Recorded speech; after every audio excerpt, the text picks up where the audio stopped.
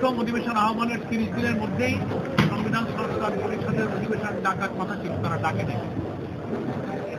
শপথ নেওয়ার কথা ছিল, নেয় নেই। তারা একটা আইনি কাঠামোকে ভঙ্গ করেছে। এখন ওনারা পার্লামেন্টে বলছেন যে আমরা আসেন, আমরা সংবিধান সংস্কারের জন্য সংশোধনের জন্য আমরা একটা বিশেষ কমিটি গঠন করব।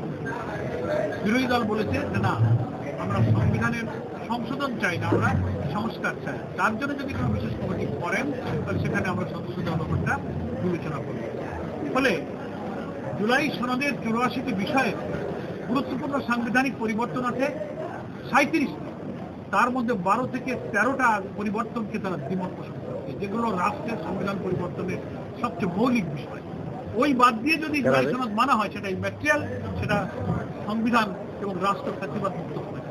এই জন্য ওনারা এই শুভঙ্করের ফাঁকি দিচ্ছেন যে আমরা জুলাই সনদ মানবো মানে ভিন্নমত বাদ দিয়ে যা থাকে তাই ওনারা মানবেন। এটার জন্য তো জুলাই জনগণ রক্ত দেয়নি। সেই জন্য আমাদের দাবি যে পুরা 84টি বিষয়ে যা গণভোটে হা বলেছে সবকটাই মানতে হবে। সামনে কি কঠোর কর্মসূচি আসবে? এটা হলো আমাদের কথা।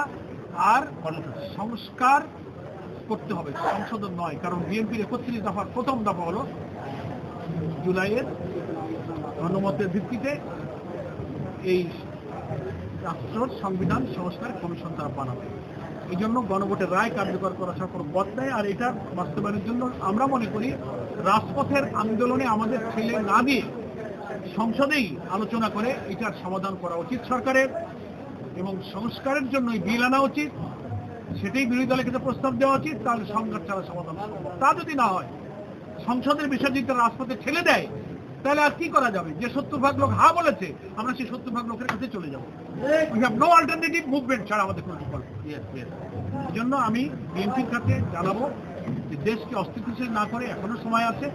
জনগণ এই রক্তাক্ত এবং রাজনীতি ব্যাড কালচার থেকে বাঁচার জন্য কিন্তু জুলাই সনদটা করেছে। আপনারা সংসদে এই সংবিধান সংস্কারের প্রস্তাবটা মেনে নেন, গণভোটের গণরায়কে মেনে নেন। তা না হলে দেশটা কিন্তু সংঘাতের দিকে চলে যাবে। সকলকে ধন্যবাদ।